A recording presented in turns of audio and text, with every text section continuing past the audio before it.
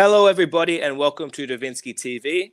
I am your host, Davinsky. Today, we have a special and somewhat controversial guest, Dr. Gariepy, who is commonly referred to as JF. JF is the author of the Revolutionary phenotype, which I'll provide a link for in the description of the video.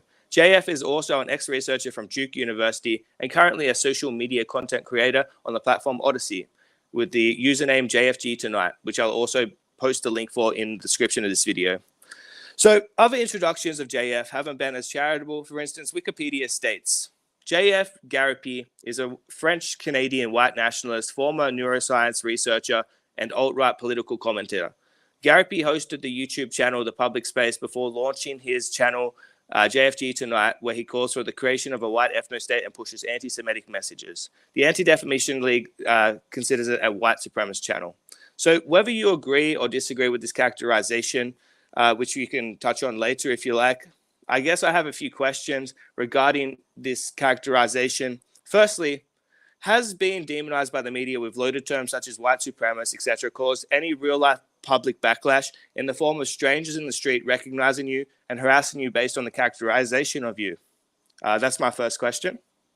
I've not been directly harassed by hecklers. However, they will attack your personal life. So yes, it did happen that activists, people who didn't like me, got into my relationships, would go to my girlfriends and would convince them to leave me, for example.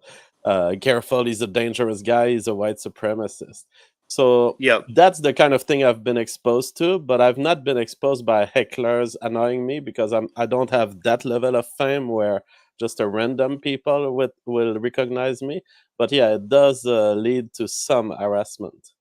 But surely, I mean, the people that know you and know of you in your circles, these tend to be like the Antifa types, they tend to be a bit more radical, right? So even if the general public may not recognize you, does it cause you anxiety that you go out maybe to a larger city and you are recognized by some Antifa guy and they've been characterized and influenced to think that you are these labels?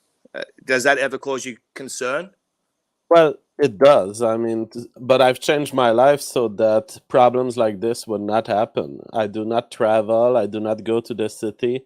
I live extremely isolated, extremely distant, many hours of driving to get from where I live to anywhere that has a McDo or a Walmart, for example. So I've lived an isolated life, and that helps fix any problem in advance. But yes, unfortunately, when the mobs start going against you, you have to find these layers of protection. So was this lifestyle switch to more of a reclusive, smaller area? And was this out of necessity of the, I guess, the anxiety and the external threat that may be posed to your safety? Or did you want to make the tree change anyway? I mean, perhaps I had it in my instinct already because I come from families of farmers and people who lived in small villages. So maybe it was already in me, but certainly I tried living in the city. I tried living in places that are more liberal, as they call them, but that have nothing to do with liberalism, really. They are really more imperialistic and more mob controlled.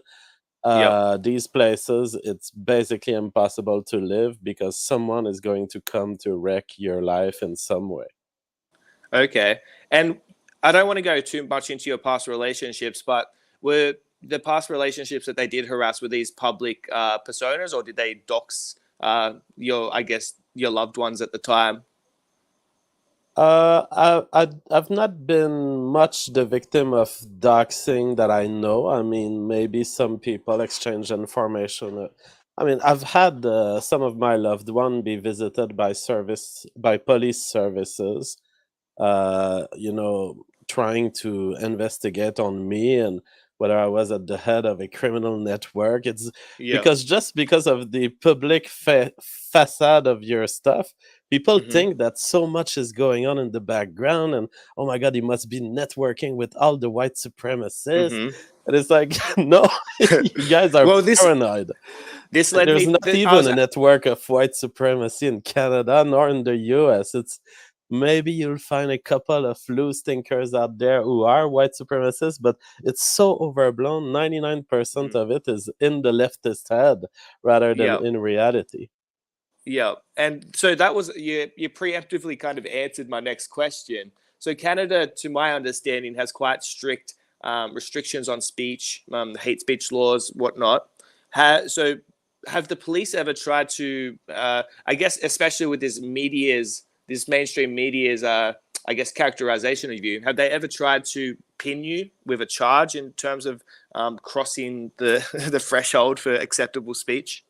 Not in terms of speech, because I think the Canadian government and the secret services understand that there's nothing they can do and that the law is so loose, and it's not even clear if those how those laws would apply, and they've been rarely used. So they are there to intimidate and create a chilling effect on speech.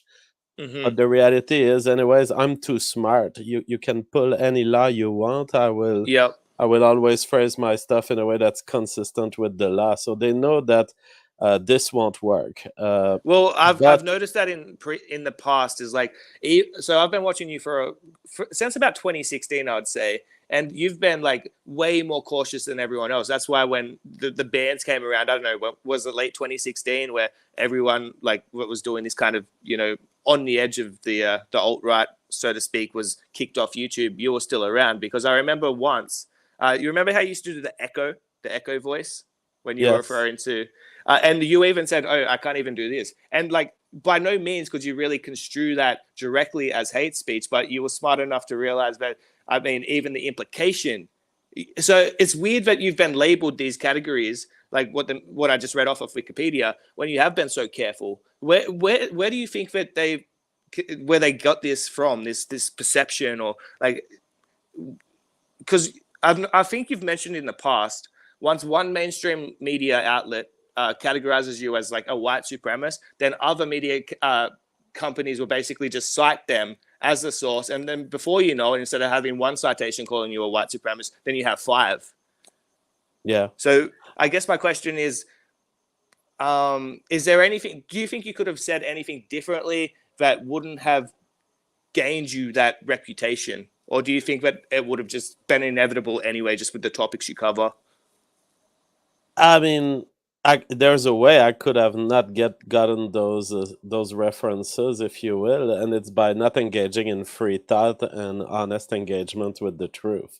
Hmm. But if you're talking about keeping my subjects, like I've been covering stuff around racial identity, stuff around the rights of white people to live and exist unmolested. So if you talk about these things, you're going to be called a white supremacist on these outlets. Yep. And there are contracts on people's head. At some point, some rich guy is annoyed by you. Maybe you covered something he didn't like, and eventually he pays an outlet to make a hit piece against you. So it's all a business, also. Yeah, it definitely seems like it sells. So I want to know, um, how did your career in, I guess, the social media content creation, how did that begin? Was it on Andy Warski? No, that was way before. So I was a researcher at Duke University, postdoctoral researcher. I was working Yes. on monkeys, and I was interested. I've always been interested since my PhD days to science education. So Hmm. I already had a presence built on Twitter from the very beginning, and Okay. eventually spreading to YouTube. So that from the very beginning of these platforms, I was there. Like I was there the day live streaming happened, So began on YouTube. so you were a YouTuber prior to Warski. Yeah, and I was a YouTuber that wasn't making money from it. Eventually, I did the Kickstarters. I did a show called Neuro TV, which was the goal was to discuss with great scientists, great minds in the domain of neuroscience. That was great. Hmm. It was There was a funded famous through a Kickstarter.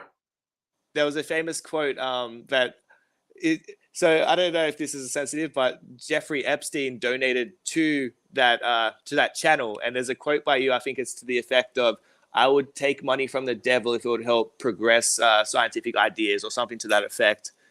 Is that correct? Yeah, and yeah, Jeff Epstein did contribute to Neuro TV, and people they try to take this against you, but the reality is, who questions the fact that money is better out of the hand of Jeff Epstein and into the hand of someone who doesn't rape children? Uh, Who uh, uh, questions this? yeah, yeah. I mean, you can really morally justify anything, can't you? Because I guess as a moral nihilist, so you're the one who kind of introduced me to the topic of moral nihilism, and I really like how you view morality in the scheme of things. It's like because a lot of people are under the assumption that moral nihilists just don't care, they're apathetic, but we all have our kind of moral compass, what we deem right or wrong, and like we just kind of view morality as a subjective, not some objective kind of thing, right? Is that how you would say, how would you describe your moral nihilism? Well, moral nihilism is first and foremost a positive affirmation about moral systems, saying they are not rooted in objective facts of the universe. Mm-hmm. And only then can you allow, well, okay, well, then what are they rooted in? And they are rooted in people's inborn preferences or learned preferences in their brain. Mm-hmm. So there's a series of brain areas that participate in you liking this a little more than that. And that's why you choose this. And when we say we ought to do A, B, C, or we should do A, B, C, what we really mean is I prefer that A be done over D, E, F. So Yeah, I prefer that there's no murder in society. I prefer that there's no rape in society. And it's not but because you have these preferences that you've found an objective ground for morality. To the contrary, all of morality is justified by human beings, by agents who prefer things over others. That's why I'm a moral nihilist. and I think with moral nihilism, it doesn't tie you down to one principle, right? So like murder, generally we don't like murder, but there's probably instances where we could justify murder. And if you take I guess an objective view of murder being wrong universally, then you could never really make that malleable change in and justify what murder in some instances. Would you agree with that? Uh, well, moral nihilism doesn't necessarily make it more easy for you to justify doing something like this. Because you can very well say murder is wrong, but when we're at war, it's okay. And you don't have to be a moral nihilist to say these things. The fact is that out of all the people out there who claim to have pristine moral frameworks, not a single one of them even considers what happens in war to be murder. So evidently, societies that do not claim to be moral nihilists do end up acting in the way people think moral nihilists would act, which is to be kind of arbitrary in whatever they do. Well, People on the chat are telling me that they don't see your camera, and I don't see it either. Is that a technical problem or a choice of can you yours? see me now? Uh, let's see. Yes, you are there. Okay, Okay. we now I see think you. what was happening is I was reading notes, so I apologize for that. But I will Okay, have to go back and forth to notes to just jog the conversation along. all But right. wouldn't you say that the statement murder is wrong would be an objective statement, and then to be a moral nihilist would be to make a caveat? Because I think like the objective statement would be murder is wrong. Like if you take the Ten Commandments, thou shalt not kill, it's usually like universally applied. And so you couldn't really change that to fit a scenario like war. Or Well, what is the objective route for claiming that murder is wrong? well, usually it comes from uh, some godly. That's generally how objective morality works. That I've seen used is it comes from some higher being that dictates the arbiter of. It's kind of the arbiter of morality. Um, Okay, and this arbitrary of morality, where did it show up except in people's head? Yeah, exactly. So that's why I'm a moral nihilist. Is I think that there's no arbiter of morality. It's subjective to the person, and that's why we individually have moral compasses. But I tend to think that religious people, they don't they just take it as it is from whatever holy book they have, and they don't have their own their own internal system that guides them through right or wrong. They take like the Bible, for instance, as an objective truth, whereas I think you would have a internal dialogue going on that decides what you consider right or wrong. It wouldn't come from a book.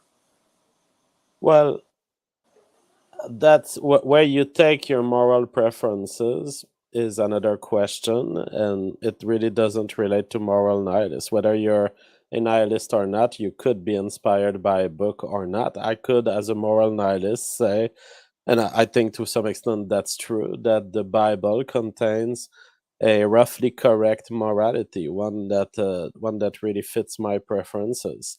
Mm-hmm. But it's not. It doesn't resolve the question. It's not responsive to the question of moral nihilism, because you can't make up a Bible and then claim, well, that's objective. No, you just put your thoughts on a paper, or someone else put their thoughts on a paper. The product of that paper are still subjective. They still are I rooted in I the agree. subjectivity of someone. I agree with you, but from a religious point of view, they would take that as an objective truth. That's what I'm trying to say. From their perspective, they try to argue this is a objective moral stance. Like, so the Ten Commandments, for instance, is. But yeah, we can move on from that. I don't really want to debate this. I just wanted to. I just thought that was interesting. So hypothetically, would you advise your younger self who was working at Duke to take this path that you did? And if so, are there any mistakes you would avoid this time around? No, I would totally take the same path. I would advise myself to take the same path. I look at the kind of life I would be dedicated to if I had stayed in the university and pursued employment. I would be an intellectual slave. I would have had to do interviews to get jobs. They would have hired me conditionally in universities. Eventually, a bunch of young kids that I was supposed to teach to would eventually be pissed at me because I dropped some truths in front of them. They would eventually collect themselves into a collective and would ask for me to be fired. I might be fired or not, but in any case, I would be making a relatively low salary, be slave to a mortgage, have no Bitcoin, and I would be basically running month at an every month frequency, trying to pay the mortgage with this slave job that I would have, in which I would have zero liberty. I took the path of intellectual freedom. I took the path of my everyday life at JFG tonight is just to make a show and to say the most intelligent things I can talk about on a given night. And that is very rewarding as a job. I don't have to beg for employment. People give me money to the extent that they like what I do. I really prefer this, and I've accessed property faster, I've accessed real estate faster, and I've accessed Bitcoin faster because of my position. So there's nothing that I regret. It would be crazy for me to have regrets. On top So of it, is I have my book, which is spreading my scientific theory that I couldn't have come up with in the official university system. They wouldn't have cared about a theory of that size, of that broadness in the university. hmm So would you say that your salary post, I guess, academia is higher now compared to it, Much higher, you, you much earn higher. more, yeah? Yeah, And as a YouTuber, I mean, in the golden days of YouTube, you would do, as a small YouTuber that I was, you would do 3 or 4 times what you would have done in the university per year, right? per year. Yeah. Yeah. What was your largest ever, I guess, stream, like in terms of money, like as a single stream? What was the most that you ever made? Oh, we probably back in the Warski Live days, we could make 3,000 to $5,000 stream. Sometimes we would get a $10,000 donation after the stream. Someone would send it Yeah. through PayPal. So Wow. massive amounts of money were coming in back in those days. It's not the same thing today because today, first you have YouTube fighting against you. So you have Susan Wojcicki having decided that free thinkers would be repressed in the politics and news sphere. But back then it was no cartel; it was a free market, and people would throw money at you for entertaining and making them think. Yeah. Okay. So what else was I going to go?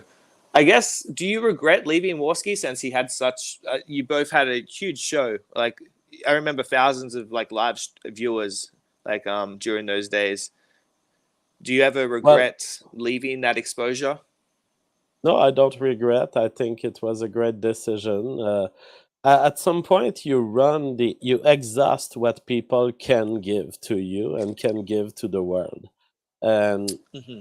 Bloodsports was an era where we were running out of fuel. Basically, we had this very explosive model, which was very good, but I knew it was not sustainable because Bloodsports relied on the fact that people didn't have their YouTube channels back then. They needed a central YouTube channel to join, and they were ready to expose themselves to risk for doing so, for getting an audience. Today, Uh-huh. everyone has their YouTube channel, everyone knows how to stream. So we knew that well, at least I knew that we were in a market that was allowed by the fact that we were technologically faster than most people. We had access to live streaming the day it came out. Now, as live streaming became more and more accessible and people were able to do their own live stream, there was a development of little pockets of people making their own small shows, a kind of social jerking, circle jerking of some kind has developed onto the internet. On top of it, there was the censorship coming, so there was no way the Bloodsports era would have been maintained toward the future, and so you might as well make a breakup then. And if it's going to be a Bloodsport breakup between me and Andy, might as well be spectacular. Have you ever thought about? Have you done a reunion with Andy since this breakaway? Never. What was the reason behind the I guess the split? Was it, I guess it must have been pretty bad if you've never done a show again. Well, there was an accumulation of frustration on both sides. On my side, I wanted to do a regular show enough that people would have a regular entertainment to be headed to, minimum 3 days a week. And he was kind of lazy, sometimes wanted to cancel shows, sometimes wanted once a week. And I was like, you can't deliver in the internet era on once a week. Well, that's what I found like super impressive by you. It seems like you take maybe like 5 days off a year. So I want to go into what is the daily life of JF in terms of what time do you wake up? What time do you start your show? How long's your show? Your show usually goes for an hour, but for people that don't know, and what's the prep for? So do you prep in the evening? How long does the prep take for the next show? If there's breaking news, like run through, I guess, the life of JF. So it can depend on what I intend to do as a show. As someone points out on the chat, JF moved to Odyssey. So I'm now on Odyssey. Every day, basically, I assume as I wake up that I'm working, and there are very small exceptions in which I'm taking a break, but it's like you say, a couple of days per year. So 7 days a week, I wake up between noon and 3 p.m. and I start researching on my phone immediately, looking at what the news are: CNN, Fox News, Zero Hedge. What is there something major happening? And then there's going to be the question of, is there an intellectual show tonight? Back in the days, I had many guests. Now I have less and less guests that are coming. So I'm more and more a solo show. So I have to find entertainment. Are there a couple of books that I could read? Were there books required by the crowd that I would want to read? If there is a lack of events in the news and a lack of intellectual event, perhaps I will just read a book and do a review. Well, one Then of the my other favorite option. shows, one of my favorite shows from you, is the call-in specials. I love when someone just calls in, you chat and bring up a bunch of topics. I think that's the most enjoyable. Besides from that, my favorite guest that you have on, I think you have the best dynamic, is Richard Spencer. Yeah. You haven't done a show with him for it seems a couple of months now. You had a few when you first started Odyssey. Are you going to invite him back, or has there been bad blood?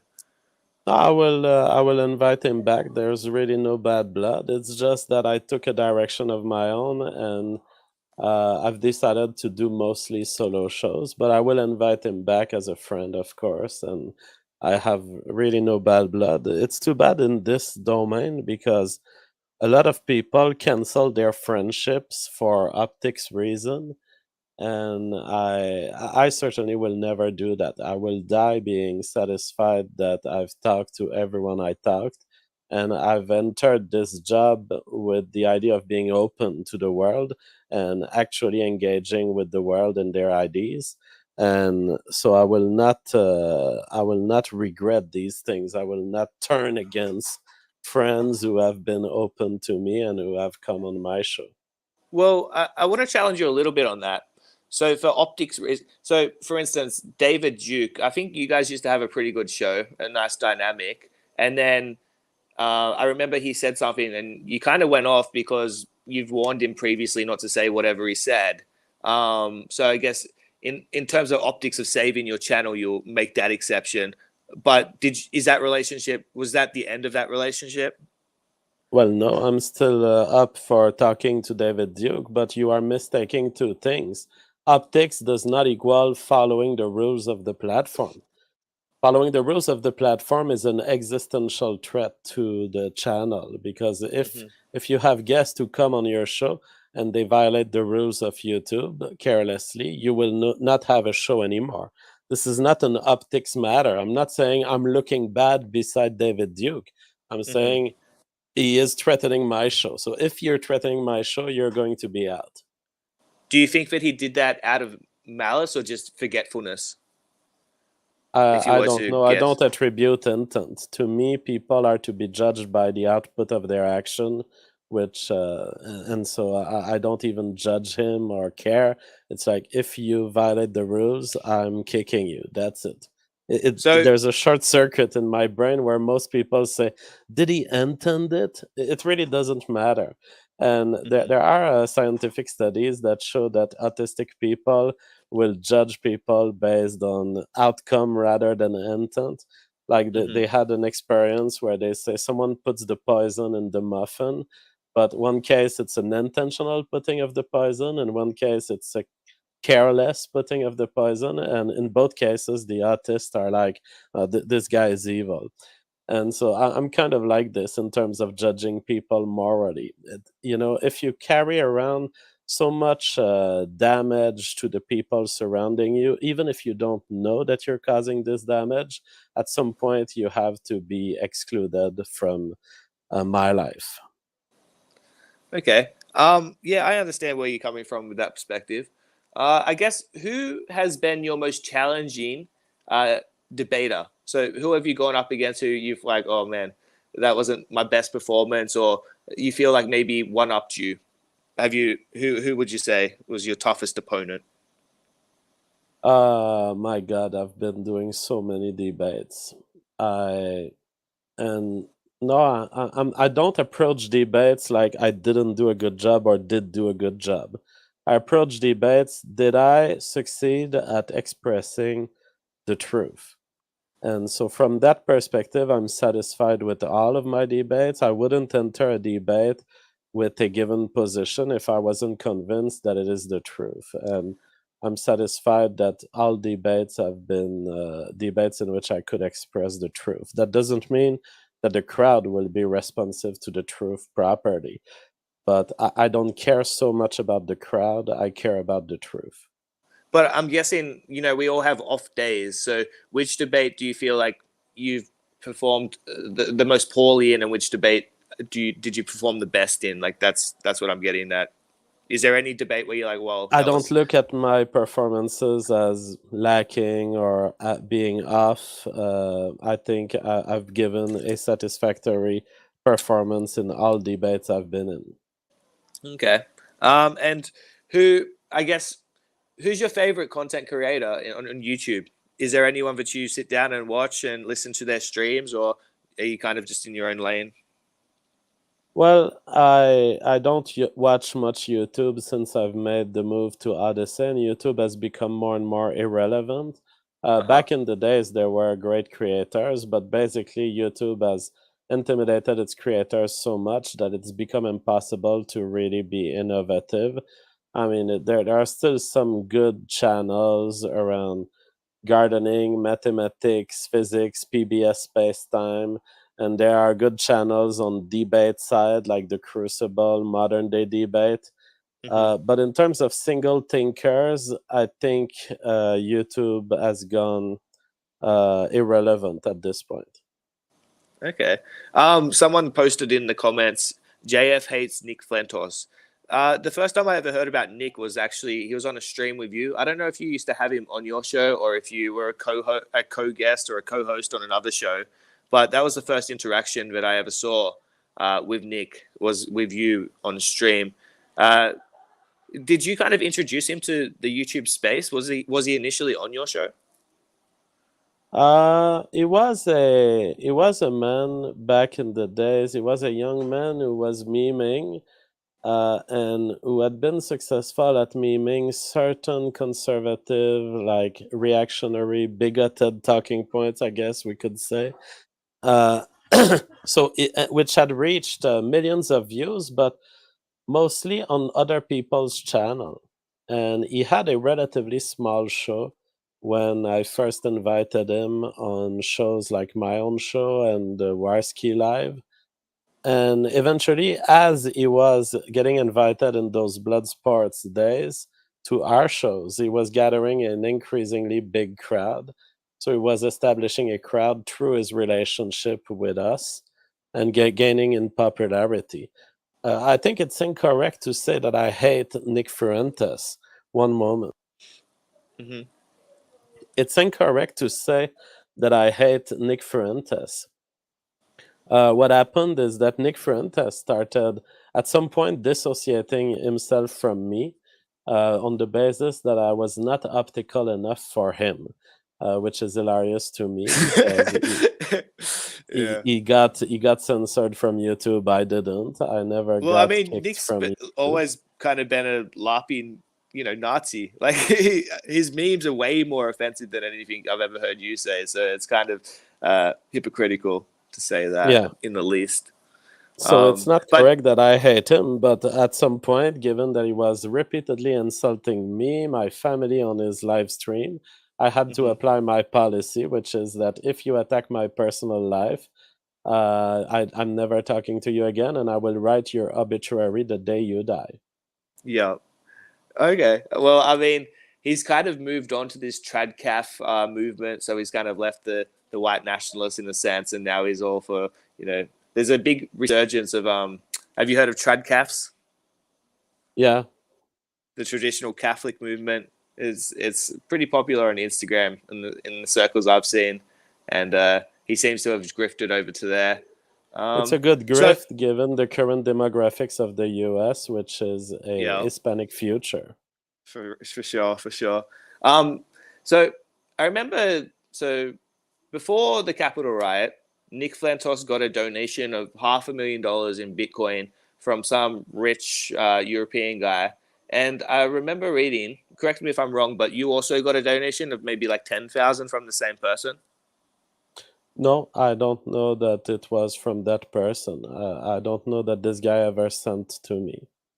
Okay, because my question was they apparently seized that Bitcoin from Nick. So I was just wondering if they did that to you or, yeah, but No. we don't have to touch on that. Okay, let me just read a few more questions and then it won't be too much longer, I guess. So in terms of your portfolio, because you've been a big advocate for crypto, especially Bitcoin, I think you've said that you're all in on Bitcoin. You don't care about other crypto necessarily. What's your position now in terms of how much of your portfolio is in crypto? What's your outlook on crypto going into the future? I think crypto has a great future, so I'm all in on Bitcoin. I have my place to live, my house, my land, my farm, my car, and then I have Bitcoin. That's all I have. and I think that Bitcoin is the future. I have kept my Bitcoin through this bull run. I didn't sell much Bitcoin. I sold a little bit at the peak of this current bull run to buy a car, but other than this, I kept all my Bitcoin, and I don't care about the current drop. I will just hold to it and wait for 2 or 3 years and see what happens then. So, if you were to make a prediction, what would your prediction be for Bitcoin within, I guess, 2 to 3 years? Where do you see it going to? I think if society is headed toward a massive depression, there will be a further drop of Bitcoin. If society is headed toward more Fed involvement and money printing, then we might already have reached the bottom. So these two possibilities are open in my mind. I believe that the current 1 year or 2 year period will be a good period for erasing the parasitism of these alts. I do not have much alts, although I have some pocket change here and there in various alts because people send them to me and I don't sell them. But I truly believe mostly in Bitcoin. So what I think is that a lot of alts will fail. You'll have a lot of bankruptcies in this domain. Big Mhm. companies that made smart contract and loans arrangement that just won't work under the current bear market pressure. And then you'll have a resurgence of the good ones that have survived. This will include Bitcoin, ETH. So those are good to keep and to sell in 2 or 3 years from now when the next bull run is in full swing. Okay. Well, I've got just really one more question, and then we can ask some questions from the crowd. So, if anyone in the audience has any questions for JF, then just drop it now, and I'll ask him shortly. But this question is in your field, I suppose. It's so viruses such as like HIV, COVID. What is their purpose in an evolutionary strategy? Sense that they kill the host. Like, isn't this doesn't this defeat their goal to spread and to live if they end up just killing the host? That's kind of my question. Well, the goal of in life is to make copies of yourself. So the viruses are successful evolutionarily to the extent they succeed at making copies of themselves. The viruses, most of them will not kill us. So let's not forget that people in reproductive age, before they get to make babies, so that's between 0 and 18 years old, are very unlikely to die from any virus. So that shows us something that evolution somehow made it so that our bodies are capable of handling a viral infection before we get to make babies. Now, when we're 40, 50, 60 years old, that's a different thing because evolution did not make us have healthy immune system when we are old. There's no reason to save our old bodies because evolution only cares about from the moment you're born to the moment you get to make babies and care for them enough that they become independent. But evolution does not improve our old bodies, it only improves our young bodies. I'm So, speaking from the virus perspective. So why would there be a virus that would want to kill its host? Wouldn't it be an incentive to keep the host alive rather than killing the host? well, from the perspective of the virus, first, as I pointed out, most viruses won't kill their host. Secondly, the virus does not seek to kill the host. The virus happens to kill the host because he's in a competition against the host for its own reproduction with respect to the host reproduction. So if there's so little energy in the environment that it's either the virus or the host, then perhaps the virus will go so aggressive as to pump that energy out and eventually lead with accumulation of factors to the death of the host.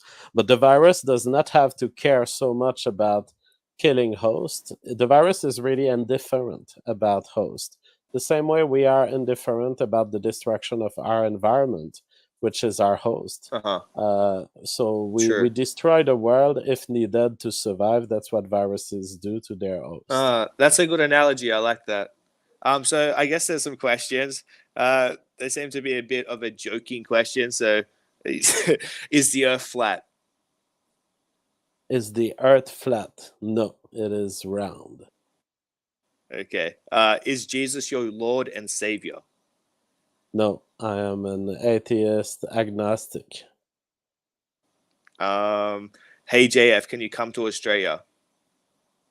No, I will never travel to Australia. Too much oppression.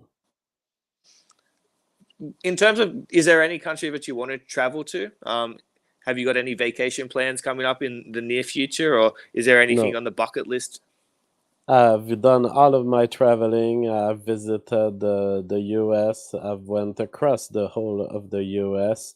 I've went in Switzerland, Italy, France. I've went in various places of Canada, but I will never travel. Since I became a public intellectual, especially with the subjects I'm covering, I decided that I will never travel and will never get onto a plane ever again. Simply Okay. because there's a moment at the border where they can kidnap you basically, and they can stop you from passing based on your ideology, and I don't want to be exposed to this. Especially in certain countries. I've heard of like, I think Richard Spencer and some of those guys went to Hungary and they were locked up for accusations. So I can Yeah. understand that. So hey JF, why are mainstream evolutionists such as Richard Dawson not even willing to discuss race? Richard Dawkins not even willing to discuss race. Yes, I mean it's a sad thing because, well, that's exactly the sense of my public engagement. It's that I look at these guys and I'm like, they have their moral preferences before their facts. There are some things that there are some truths that they won't say publicly, and that's because they think that those truths are not in line with what they want the world to be. But that's Hmm. putting the morals before the facts, and especially in a society that seems to, well, certainly where these Richard Dawkins type will brag about rationality and the power of science and the power of the truth. To see them dissociate from the truth whenever it's convenient politically and morally led Hmm. me to believe, no, we need a true force for the truth first, and then morals, and then what do we do with this? Because if we get to select what we talk about and what we ignore in terms of truth, then we're already manipulating the world of facts to our preferences, and we're Hmm. already being biased, and we're doing injustices to certain people. The ban on the discussion of racial subjects in current society is definitely to the disadvantage of white people, and it's a form Hmm. of oppression already that's beginning. Yep. We have to combat it. So I remember you were advertising your book when you first wrote it to a biologist. A very he seems to have a lot of clout on Twitter. I forget his name. He's got black hair. I think he may be Jewish. Could you jog my memory? You He said he was Maybe going you're to read talking. it. Oh, if he said he was going to read it, that must be Brett Weinstein. Yes, yes. Did he ever? You wanted a critique from him, basically, from what I remember. Did he ever do that? Well, I mean, whether he critiques or accepts it doesn't matter to me, but he should definitely read it. No, he never read it, and I never got feedback from Brett. So he has my book for free in his little library, and he is not reading it. He has an important theory on the evolution of life, on the origins of life, and somehow he doesn't want to grab it and start reading it. Well, let's say, like, if I were to hazard a guess, it would be, I guess he's kind of ad hominem you because I feel like maybe it's the Wikipedia entry, the labels that have scared him off from, I guess, associating with you in the public space. Do you think that could be it? Well, I don't do that kind of hypotheses. What I say to these people is you are being tested right now. The future will judge you severely for ignoring truths that were right Hmm. in front of you. So get to the truth and stop caring about the side stuff. My entire life, my goal is to test these people and see if they're as rational as they claim to be. Have you ever thought about putting your concept or your theory of the revolutionary phenotype into, I guess, an academic paper? No, because when I left academia, it was with the decision that I wasn't exposing my intelligence to these stupid peer reviewers who are absolutely wasting the intellectual quest, wasting the fun of it, ruining it. They are extremely unintelligent. They are old scientists typically who don't really understand what they're doing, and they push young scientists to do more and more to the point of fraud and self-deception sometimes. So I've not been benefiting from the process of peer review, and I've decided to write the truth as it came to me in this book. So there's no reason for me to get feedback from a peer review. I know that these thoughts are true, and I know that my theory is valid to explain the emergence of DNA-based life. All that's So, needed is an acknowledgement by other scientists, not so much a review. if you were to give a quick, I guess, synopsis of your theory, how would you describe the revolutionary phenotype in layman's speak for people that don't have any kind of understanding of biology, which I tend not to, and most of my audience don't? So, how would you describe your theory to the average person? So, a revolutionary phenotype is an idea I had, which is people know about Richard Dawkins' selfish gene. So, this idea that everything that exists in life exists to serve the genes. And Richard Dawkins himself had been trying to find something that violates this and couldn't find it. So we end up thinking, and I was thinking when I started the book, that the selfish gene is really the ultimate theory for biology. But a revolutionary phenotype is something that contests the selfish gene's interest. It's something, a part of your body, a part of your phenotype, maybe your arm, maybe a cell in your body that decides to go and start a life form of its own. A little bit like if a cancerous cell, instead of just killing you, was to start growing inside of you and became a civilization of its own. Uh-huh. It starts with this theoretical idea, but eventually we find through my book that it's exactly what has happened 4 billion years ago on planet Earth. That we are an outgrowth, an unnatural outgrowth of some kind from a piece of an organism that used to exist. And this organism wasn't DNA based at all. DNA came in this organism, outgrew it, out evolved it, and eventually took over that RNA organism to become a DNA organism. This process I call the process of phenotypic revolution, and it explains why we have DNA, why we have RNA, why we have proteins in each of our cells. Okay, well, I guess you've kind of answered one of the questions. Well, it was more of a statement. Evolution doesn't exist; it's adaptation. I guess you That disavow. Or statement is ridiculous. Adaptation is a part of evolution. okay. Hey JF, would you ever write a autobiography? I would like to. I would like to. Maybe I would call it Against All Odds, My Life, or something like this, or Living at the Hmm. Edge, because I've been having such an extreme life. Just following my desires and naively pursuing the truth has led me down so much adventures that I think they are worth telling. But this would be my last book, I guess. Okay, yeah. Um, hey JF, if you don't believe in group evolutionary hey JF, why don't you believe in group evolutionary strategy? Someone asked this question. Well, it's not that I don't believe. Certainly, groups have strategies, and groups get together and they act in certain ways and they evolve in certain ways. But I think it's not proper to think of this as a kind of alternative to gene centered selection. I believe that it's just a case of gene centered selection rather than something else. So, group phenomenon exist, but they are driven by genes and by the evolution of genes. Because the only way Okay. you can see the group like yours is to have a bunch of babies that go live elsewhere and that form this other group. Therefore, groups are nothing else than an expression of genes. Okay. Hey JF, what do you think of Lauren Chen?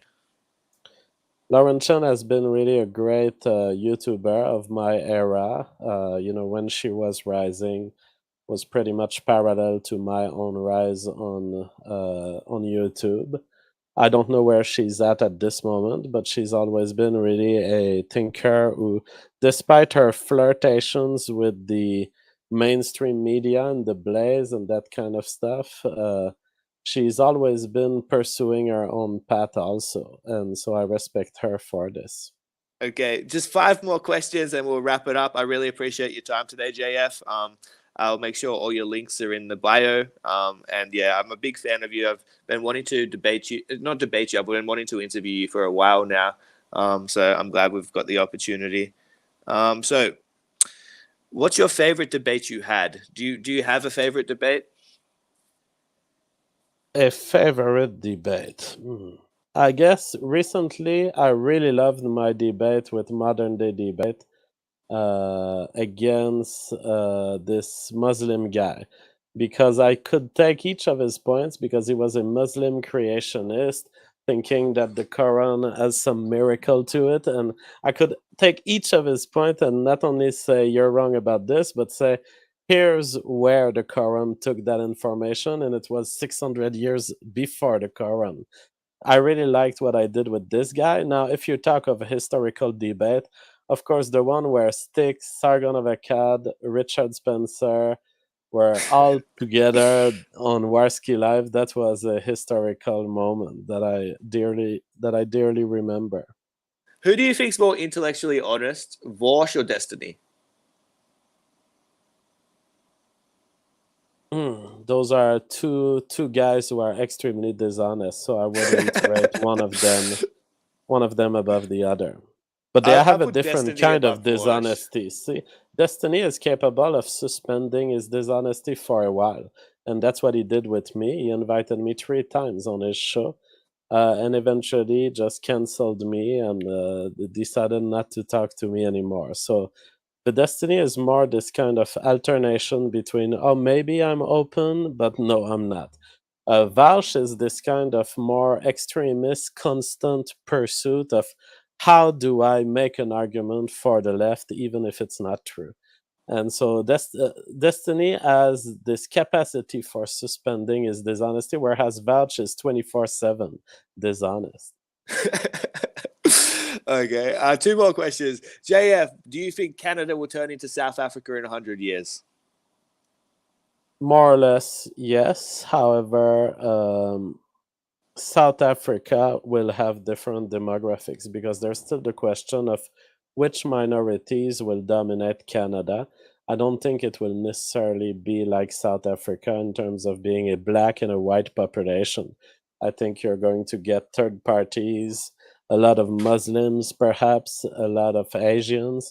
And so all of these parties will pull the country in probably a different direction than South Africa.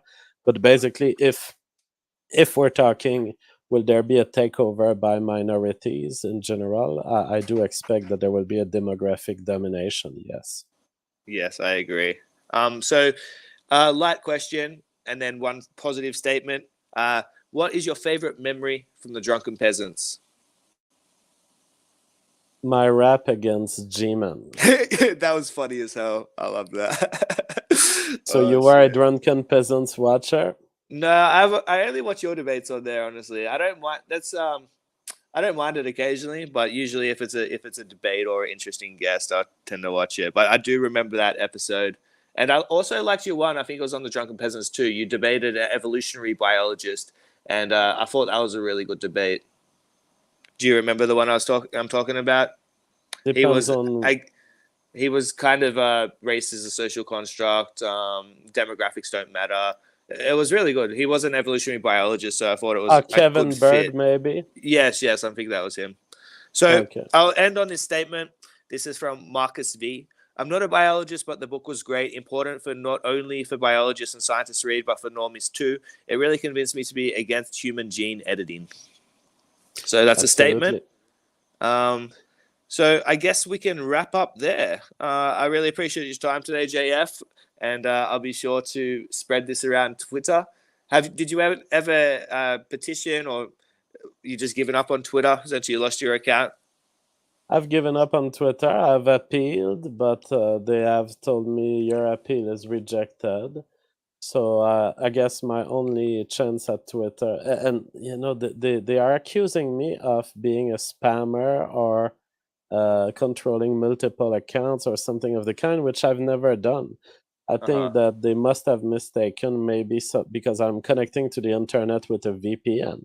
So perhaps Yep. they have detected the IP of the VPN and they think that the actions of someone else are mine. But personally, I've always used only one account, never tried to teach, never tried to cheat, never tried to get more views or get more retweets. Well, I think So, it's just inevitable. They wanted you gone, and they would have just used yeah. it. Yeah, I think that's really what it was, because unfortunately, the mainstream media, they kind of demonized you, so that's a stigma you have to live with. Unfortunately, what are like a defamation lawsuit in Australia? We can sue for a lot of money for defamation.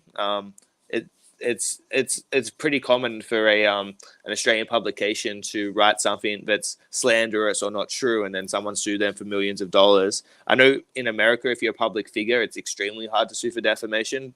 What's it like in Canada?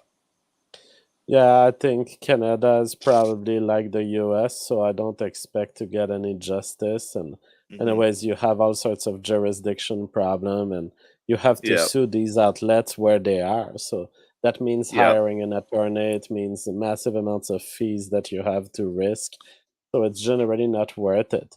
What yeah, I would like to see is people ally themselves into a kind of alliance that says we reject hit pieces, we are intellectuals. We will only address each other's talking points. We will not attack each other. That's kind of what I wanted to create in Bloodsports, but it hmm, didn't emerge. And instead, you eventually have the normies and the sheeps of this world who just want to be told what to think, and the media is there to tell them. yeah. Well, I think that's a beautiful note to end on. Thank you, JF, and for the audience members that like JF content, be sure to buy his book. Link in the bio, and check out his Odyssey channel. There's some great content there. It's particularly his breakdown of recent serial killers. I think it's also one of my favorite contents that you do, is to get into the mind. And you seem to bring up information that's it's not known, like the black nationalist. I really like that episode, Hmm. because he wasn't, he was sympathetic to some of, I guess, our ideas that we would share, and the mainstream media never would cover that. So be sure Yeah. to check out JF's channel for some, I guess, some.